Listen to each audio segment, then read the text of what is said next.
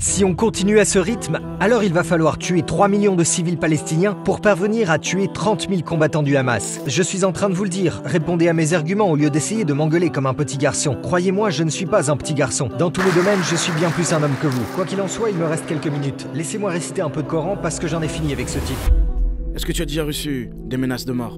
Beaucoup de gens me menacent. Eh bien, je n'allais pas laisser changer ce que je ressentais ou être anxieux, quelque chose comme ça. Je t'ai donné 4 réponses. Je t'ai rendu le service, monsieur, de répondre à toutes tes questions. Tu n'as même pas répondu à une seule des miennes.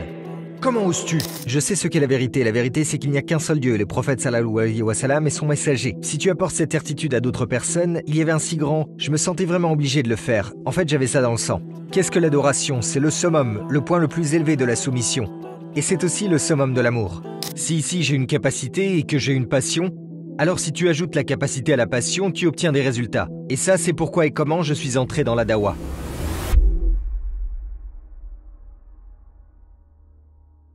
Assalamu alaikum Mohamed Hijab, merci beaucoup d'avoir accepté notre invitation, on est très heureux de te compter parmi nous. Je voudrais commencer par te demander qui est Mohamed Hijab. Peux-tu nous parler brièvement de ta vie? Alaykoum salam, tout l'honneur est pour moi. Honnêtement, c'est un plaisir. Vous avez été extrêmement accueillant en m'amenant ici dans ce beau pays qu'est la Turquie et son excellente ville.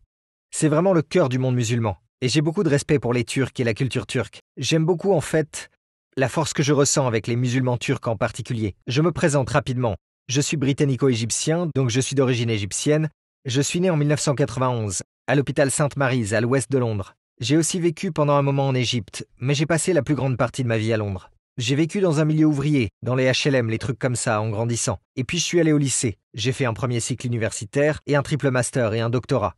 En fait, je fais maintenant de la dawa à plein temps. Commençons par l'enfance de Mohamed Hijab. Quel type d'enfance tu as eu? Comment était ta relation avec tes parents et tes frères et sœurs? En ce qui concerne mon enfance, je veux dire, on a vécu une enfance un peu rude. Et on vivait dans un milieu ouvrier, dans des HLM, en gros là où le gouvernement subventionne ta vie. Et on n'arrêtait pas de déménager, de changer de maison. C'était très instable, parce que je pense que je suis allé à environ 5 écoles primaires, peut-être même 6 ou 7, parce qu'il fallait toujours déménager. C'était un logement temporaire. On déménageait d'une propriété à une autre, d'un quartier de Londres à un autre. Et il y avait un peu d'instabilité dans le sens où, parce qu'évidemment, comme tu commences à te faire des amis, puis tu te fais des nouveaux amis, et puis tu te détaches, et tu t'attaches à nouveau, et ainsi de suite. Peut-être que ça te donne aussi de l'adaptabilité et de la force, mais c'était assez instable de ce point de vue. Et en parlant de ça, j'ai passé du temps en Égypte, et j'y ai vécu. Mes parents, évidemment. J'ai vécu dans une famille monoparentale avec ma mère, mais j'ai toujours eu un lien avec mon père. En grandissant, j'ai commencé à reconstruire cette relation de plus en plus, apprendre à connaître qui il était vraiment en tant que personne, et de renforcer ma relation avec lui. Donc j'ai 2 sœurs, elles sont toutes les 2 beaucoup plus âgées que moi en fait, genre 7 ans et 14 ans de plus. Donc je suis le plus jeune de la famille, je suis un garçon, le seul garçon. En grandissant, j'ai ressenti beaucoup d'anxiété. Quand j'étais enfant, quand j'avais 7 ou 8 ans. Je me souviens de cette époque. Quand on est enfant, on s'attache très vite. Et évidemment, dans la même période, c'est à ce moment-là que j'ai été témoin du divorce avec mon père. Je crois que j'avais 8 ans à l'époque où c'est arrivé. Et je m'en souviens très bien. Je me souviens très bien de ce qui s'est passé. Je me souviens de tous ces types d'événements, même si j'avais 7 ou 8 ans à l'époque. Mais ce genre d'événements qui sont plus douloureux par nature, je pense qu'ils sont plus mémorables. Et il y avait un peu de douleur et tout ça. Ma mère était là et tu sais, mes sœurs aînées aussi. Elles m'ont beaucoup soutenu. J'ai toujours eu l'impression d'avoir une appartenance. Évidemment, ma mère s'est remariée. Je me suis réadapté, genre ses maris et des choses comme ça. Et je me suis attaché à eux. Donc ouais, quand j'étais plus jeune, j'ai eu des attachements au mari de ma mère. Mais je savais qui était mon père. Et donc je l'ai toujours fait savoir. Je ne l'ai jamais appelé papa ou un truc du genre. Ouais, il y avait ça aussi. Et sinon, comment était ton éducation religieuse? Est-ce que tes parents étaient musulmans? Est-ce qu'ils t'ont élevé en tant que musulman? Mes parents étaient tous 2 musulmans, alhamdoulilah. Ma mère m'a définitivement élevé en tant que musulman. Elle m'a appris à prier, elle m'a appris à faire la salat et mémoriser des parties du Coran et ce genre de choses. La famille éloignée était, beaucoup d'entre eux, très religieux, genre, et il y avait des degrés de religiosité, mais certains d'entre eux étaient très religieux et le sont encore. Qu'en est-il de toi? Est-ce que tu es pratiquant? Est-ce que tu es dévoué? J'ai commencé à pratiquer, je pense, entre 14 et 17 ans. C'est à ce moment-là que j'ai commencé mon parcours. Genre, j'ai eu une période où j'avais des genres de doutes. C'était la période où j'avais ces questions et je voulais savoir c'est quoi ça. Et ça a coïncidé avec une période où, je pense, parce que ma mère a ensuite divorcé avec son nouveau mari quand j'avais 14 ans. Quand il a quitté la maison, j'ai ressenti un peu d'instabilité. Encore une fois, comme quand j'étais plus jeune, c'est arrivé quand j'avais 8 ans. Maintenant, ça recommençait à 14 ans. Et une fois qu'un attachement a été fait, encore une fois, un détachement s'est produit. Donc, une fois de plus, je ne sais pas ce qui s'est passé, mais je pense que ça a déclenché déclenché une sorte de presque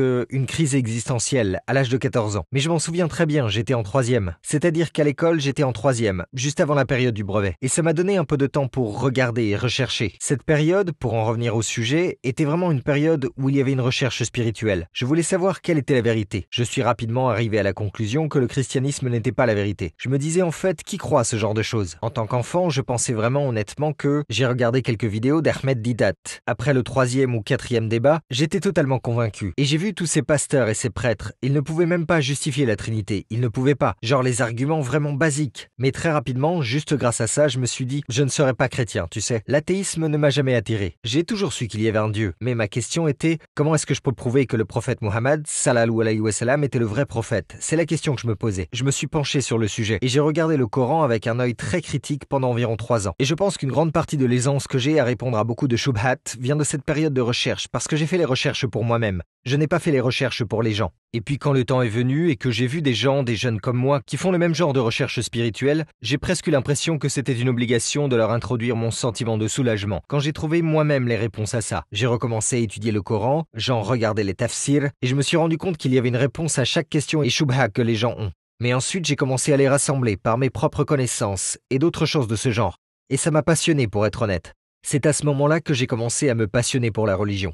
Vers 17 ou 18 ans, je suis devenu pratiquant. Très pratiquant par rapport à mes camarades d'école. Je priais, tu sais, je m'intéressais vraiment au Coran. Beaucoup d'entre eux ne faisaient rien de tout ça, donc je suis devenu l'un des plus pratiquants dans ce sens. Et c'était une école c'était une école un peu rude pour être honnête avec toi, dans le centre de Londres. Il y a beaucoup de problèmes là-bas, des gens blessés et tout ça. J'étais dans cette zone. Oui, je n'ai jamais participé à la violence des gangs ou rien de tel. Je ne me suis jamais engagé là-dedans. Mais c'était très proche de moi, je le voyais devant mes yeux. Tu vois ce que je veux dire? Et je parlais à ces personnes et j'essayais de les rendre religieux. Et j'ai eu mon permis de conduire à l'âge de 17 ans. Beaucoup d'entre eux, je les déposais et je disais, écoutez, tu sais, je ne vais pas te laisser payer l'essence, mais laisse-moi te lire ce livre de Sira par exemple. Et j'avais ce petit livre de Sira et j'avais des petits livres sur certains miracles de l'islam et d'autres choses. Beaucoup d'entre eux sont devenus musulmans. Donc j'ai commencé à faire la dawa très tôt, parce que souviens-toi, j'ai dit que j'avais une sorte de crise existentielle à l'âge de 14, 15, 16 ans. Quand cette crise m'a quitté, je pense qu'il y a eu un tournant. Quand je suis allé en Égypte et il priait. C'était un qari en particulier qui s'appelait Farid Hatim, à Alexandrie, d'où je viens. Une belle prière de Tarawih pendant le Ramadan. Et il y avait 1 million de personnes sur les routes. Tu peux probablement le voir sur Internet. C'était choquant de voir combien c'était presque au niveau de la Mecque, de Médine. Et puis je suis revenu et j'ai fait un doua. Ce n'était pas quelque chose d'intellectuel et je suis revenu si solide dans ma foi parce que je me sentais si détendu. Je me sentais en paix, si tranquille. Je voulais diffuser ça. Je voulais en faire cadeau à mes amis, à mes proches et des choses comme ça. Parce que ça te donne la meilleure sorte de fondation que tu puisses avoir. Avoir ce sentiment de certitude. Je sais que c'est la vérité et la vérité est qu'il n'y a qu'un seul Dieu. Et le prophète sallallahu alayhi wa sallam est le messager. Si tu apportes cette certitude à d'autres personnes, il y avait un si grand... Je me sentais vraiment obligé de le faire. En fait, j'avais ça dans le sang. À chaque fois que j'avais l'occasion de parler de religion à quelqu'un, je le faisais. Il n'y avait pas de caméra ou quoi que ce soit. Je le faisais dans les écoles, pendant les récréations, dans la voiture, à l'extérieur. Je faisais des débats religieux avec des chrétiens quand j'avais 17 ans. Ça a continué jusqu'au moment où j'étais en première année à l'université. Et d'habitude, ils font ces débats. Et c'était un débat officiel avec un chrétien. En gros, je suis allé faire ce débat et il a été très très réussi. Tout le monde en parlait. Je me suis dit, tu sais quoi, c'est peut-être un talent que j'ai. Du coup, j'en ai fait un autre et encore un autre et un autre. Et je me suis rendu compte que je pense que c'est ma vocation pour être honnête avec toi. Et puis c'est là que je me suis rendu compte que si ici j'ai une capacité et que j'ai une passion, alors si tu ajoutes la capacité à la passion, tu obtiens des résultats. Et ça, c'est pourquoi et comment je suis entré dans la dawa. Tu as dit que tu as grandi sans père, après l'âge de 14 ans, n'est-ce pas? Et j'ai entendu quelque part que la dawa est devenue un père pour toi. Oui. Qu'est-ce que ça veut dire?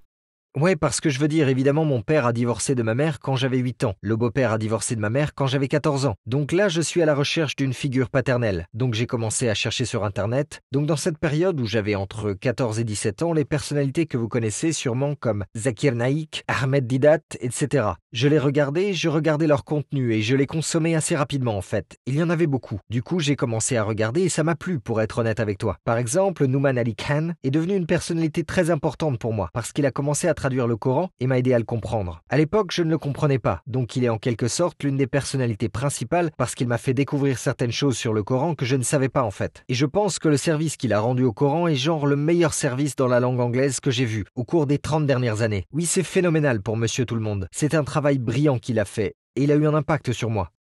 Beaucoup de ces gars, ils ont eu un très grand impact sur moi. Et j'ai tout absorbé. J'ai tout absorbé et ça m'a aidé à consolider ma foi, très franchement. Maintenant, on veut que tu répondes à ces questions brièvement. Oui, bien sûr. La chose que Mohamed Hijab aime faire le plus. Lire le Coran, les choses spirituelles, passer du temps avec la famille et les amis et voyager. Je dirais ces 3 choses. La meilleure décision que Mohamed Hijab n'ait jamais prise. La décision de passer du temps avec le Coran. Je pense que c'est la meilleure décision. La pire décision que Mohamed Hijab n'ait jamais prise. Ne pas avoir commencé à mémoriser le Coran plus tôt. La première chose que Mohamed Hijab ferait, c'est l'entrée au paradis. J'aimerais rencontrer les prophètes. La dernière chose que tu as recherchée sur Google. Est-ce que tu parles du mode incognito aussi?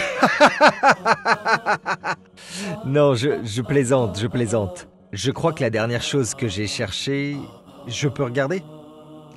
Oh d'accord, je vais être honnête. J'ai tapé Doua Safar, parce que le fait est que je connais Allahu Akbar, d'accord? Qui est la Aya, mais la partie suivante, pour une raison ou une autre, je ne l'ai jamais retenue. Je ne l'ai pas mémorisé, le morceau d'après. J'étais en voyage, évidemment, je venais ici.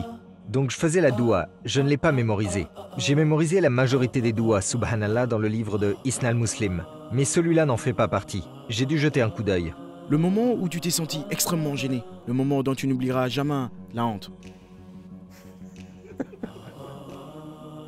Je pense qu'il y a eu un moment où j'essayais de dunker quand j'avais 13 ou 12, 13 ans. Tu as toujours été grand? Oui, j'essayais de dunker. Donc tu as toujours été grand? Ouais, un gamin est venu derrière moi et a essayé de baisser mon pantalon.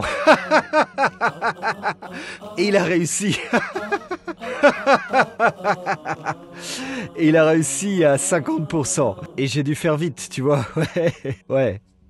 Quel est le souvenir le plus inoubliable que tu as eu au Speaker's Corner? En fait, j'ai tendance à me souvenir des choses qui se sont passées avec les autres intervenants. Et par exemple, pour moi, l'un des plus mémorables que j'ai regardé peut-être 10 fois, 15, juste pour le délire et pour rire, c'était quand il y avait un gars qui s'appelait Goodwin ou Godwin. Je ne me souviens pas de son nom. C'était l'un des chrétiens les plus arrogants. Et il débattait avec Adnan Rachid. Et ça, si quelqu'un ne l'a pas regardé, il faut qu'il la regarde. Incroyable, très agréable à regarder. C'est-à-dire qu'il criait Godwin sur Adnan Rachid, et Adnan Rachid est un maître de la Bible. Il sait, il connaît le comparatisme religieux et tout ça. Et il souriait et le laissait faire, et le laissait creuser sa propre tombe. Et il disait David n'est pas un prophète, parce qu'il parlait de ce que ça veut dire d'être un prophète. Et il dit David n'est pas un prophète, montre-moi, et il a sorti la Bible. Où dans cette Bible David est un prophète? Tu sais, et Adnan le laissait faire, le laissait dire ce qu'il voulait. Et avant qu'Adnan ne puisse le faire, un chrétien est sorti et a dit David, qui était un prophète, il l'a lu dans la Bible et tout le monde criait et faisait...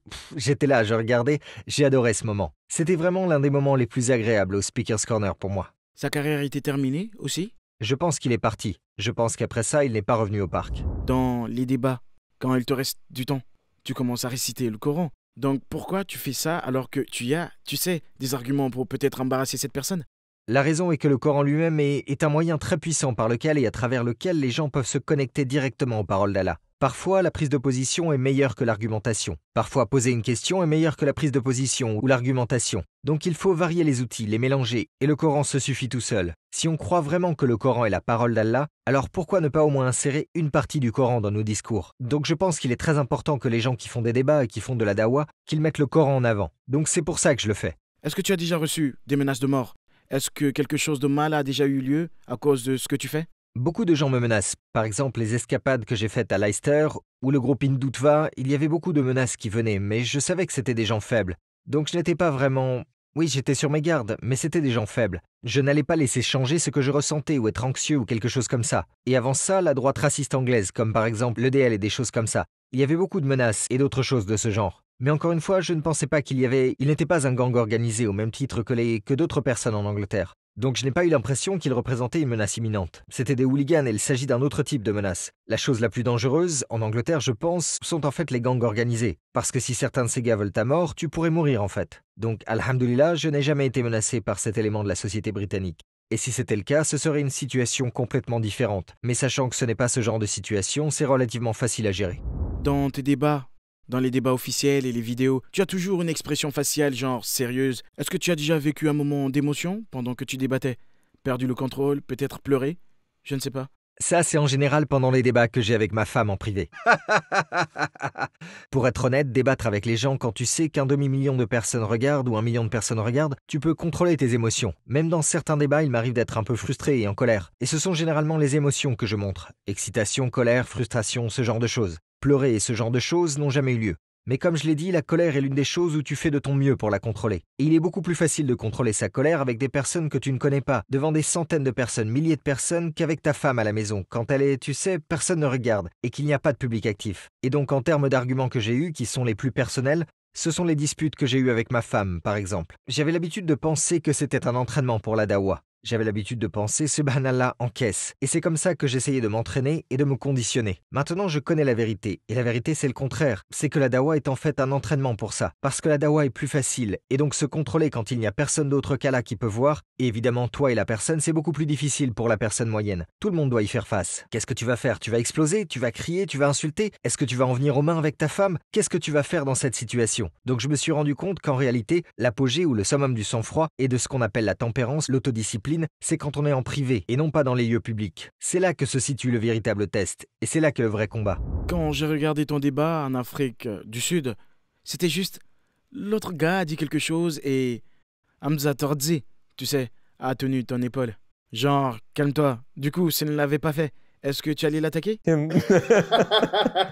Je ne sais pas pourquoi il a fait ça. Je veux dire non, je n'allais pas... Tu étais juste figé, il a juste fait une chose tellement absurde. Et tu as juste, comment est-ce qu'il peut dire ça? Et je pense qu'il voulait... Il me coupait la parole et il faisait... C'est lui qui se plaignait que je lui coupe la parole et que je l'interroge et que je l'interrompe. Du coup, je me disais comment tu peux me couper la parole après le discours que tu viens de faire sur le fait que j'ai fait la même chose, toi et ton ami en train de faire ces discours. Donc j'ai été choqué parce que j'ai parlé pendant environ 10 secondes et il m'a coupé la parole. Et je lui ai expliqué avec des références académiques, j'avais réfléchi à la réponse et je me suis dit ce type il est peut-être sincère, peut-être qu'il veut entendre une réponse de la tradition islamique. Le fait qu'il m'ait coupé la parole, je l'ai trouvé assez impoli en fait. Je suis quelqu'un d'assez animé. Il m'est très difficile de cacher mes émotions. Je ne suis pas très stoïque. Même quand Allah envoie Moussa alayhi salam au pharaon, comme tu le sais dans le Coran, il lui dit de lui parler avec douceur. Mais toi, par contre, tu as tendance parfois à parler très durement lors d'un débat. Est-ce que ton adversaire est pire que Pharaon pour que tu fasses ça? Est-ce que ce comportement ne pourrait pas éloigner l'autre personne de l'islam en brisant son orgueil? N'as-tu pas peur de la responsabilité que ça implique? Tu sais, beaucoup de gens utilisent cette aya. Je veux dire, c'est une aya souvent citée dans le contexte de la dawa. Vous lui direz tous les deux, Moïse et Aaron, vous lui adresserez une parole indulgente. Peut-être qu'il se souviendra ou qu'il craindra. Il faut se rappeler que ça c'est le début. Moussa disait, on lui a donné cet ordre quand il a commencé dans un premier temps à se rendre auprès de Pharaon. Ce n'était pas le ton de Moïse tout au long. En effet, si tu regardes à travers tout le Coran, Moïse menace Pharaon, alors qu'il faisait partie du groupe qui était oppressé et persécuté. Il était sarcastique envers lui. Par exemple, il a dit « Wa kaifa tamunu alay » et comment est-ce que tu sais, m'accordes tes faveurs? Tu sais alors que Abat Bani Israël, tu es celui qui a asservi Bani Israël. Donc il était sarcastique, il est rhétorique avec lui, il lui pose des questions, il le discrédite, au point où il a défié au bout du compte les magiciens. Et puis il est venu et il y a eu un rassemblement, un défi et toutes ces choses. Et puis c'est devenu de plus en plus, tu sais, de plus en plus sévère au fur et à mesure qu'il devenait de plus en plus arrogant et rejetait les signes. Donc ça, c'est l'étude de cas de Moïse et Aaron. Même si l'on regarde les versets du Coran concernant le prophète Muhammad sallallahu alayhi wa sallam, tu sais, même il y a Wahlud alayhim. Tu ne peux pas enlever ça du Coran dans le sens où tu dois combattre les mécréants. Évidemment, pas tous. Il s'agit d'un type en particulier. Wahlud alayhim, et sois sévère avec eux. Mais il y a Wahlud alayhim, et dans un autre verset, mais si tu étais rude, au cœur dur, il se serait enfui de ton entourage. Donc il y a un temps pour être halis, et il y a un temps pour être layin. Maintenant, comment est-ce qu'on fait la distinction, et comment est-ce qu'on peut savoir quand il faut être dur et quand il faut être doux? Donc Allah dit dans le Coran, Surat Ankabut, ne discutez pas ou ne débattez pas avec les gens du livre, à l'exception de ceux qui sont injustes parmi eux. Alors comment savoir qui est injuste parmi eux? Ceux qui ont rejeté et continuent de rejeter, numéro 1, et où ils se moquent de l'islam, comme on sait par exemple que Nuh alayhi salam, il dit « Si vous vous moquez de nous, nous nous moquerons de vous comme vous vous moquez de nous. » Donc je pense que la façon de savoir, ça dépend de ce que fait la personne. S'ils viennent avec une bonne énergie, de l'humilité, si tu sais qu'ils n'essayent pas de t'insulter gratuitement ou ta religion ou ta communauté, parce que tu n'es pas en train de leur faire, c'est eux qui te le font. Si quelqu'un t'insulte ou insulte ta mère ou ton père, ça veut dire que tu essayes de me faire du mal. Et je n'ai pas essayé de te faire du mal. S'ils commencent comme ça, alors tu peux leur rendre l'appareil. S'ils ne commencent pas comme ça, il ne faut pas leur rendre l'appareil. Il faut être humble avec eux, tout comme ils sont humbles avec toi. Donc on est juste avec eux. C'est tout ce qu'on fait. Si quelqu'un veut se faire carrière en attaquant l'islam, gagner de l'argent avec ça, alors ils doivent être humiliés, je pense. Je veux que tu sois sincère et ouvert avec moi. Oui. Si tu devais mourir maintenant, est-ce que tu te sentirais plus proche de l'enfer ou du paradis?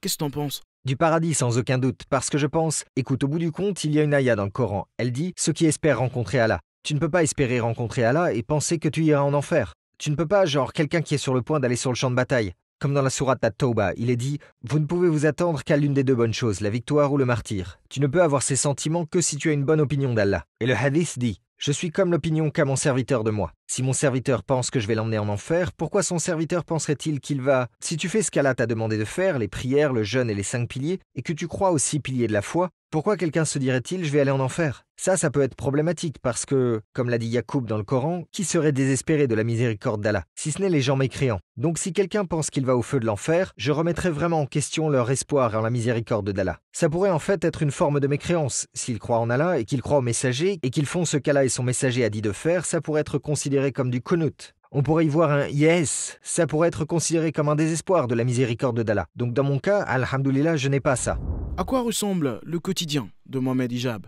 Je fais Athkar Sabah al-Massa, je passe environ 20 minutes à chaque fois, donc si je fais les deux, ça fait environ 40 minutes franchement. Mais ça peut prendre 30 minutes, mais c'est environ 40 minutes. Je lis du Coran, j'ai des récitations du Coran. Il est évident que chaque jour est différent en termes d'études. Dans la semaine, j'étudie probablement environ 30 à 40 heures au minimum. Qu'il s'agisse d'un doctorat ou comme je fais beaucoup de durus, presque tous les jours j'ai un dars différent, d'un cheikh différent. Si ce n'est pas les durus, c'est ce qu'on appelle nikash. Genre littéralement rassembler les étudiants de la religion sur un sujet et les laisser en parler. Évidemment l'écriture, donc on a beaucoup d'écrits qui n'ont pas encore été publiés qui vont apparaître sur Sapiens. En ce qui concerne le doctorat, il y a un directeur de thèse. Tu vas parler à ton directeur de thèse, tu parles à d'autres universitaires. Il y a beaucoup de ça aussi. J'ai mis en place un quota pour la salle. Idéalement, je vais faire de la musculation 3 fois par semaine. De la boxe de l'ombre aussi, où je mets les deux, coups de pied et coups de poing. C'est très important. J'essaye aussi de faire de la natation en semaine, parce que c'est meilleur pour les articulations. Et j'emmène mes enfants à la piscine. Je passe beaucoup de temps avec mes enfants, évidemment mes parents. Je passe beaucoup de temps avec mes parents, mes 2 parents, mes frères et sœurs, mes nièces. Je passe donc dans la semaine, dans le mois. J'ai vu tous les membres de la famille, tu sais, au Royaume-Uni et ceux qui sont en Égypte. Je m'assure d'aller voir chacun d'entre eux quand je le peux. Évidemment, je n'y vais pas tout le temps, mais je dis que si je peux, je le ferai. Et je parle avec eux tous, tu sais, comme je suis très attaché à la famille. En fait, je suis très pro-famille.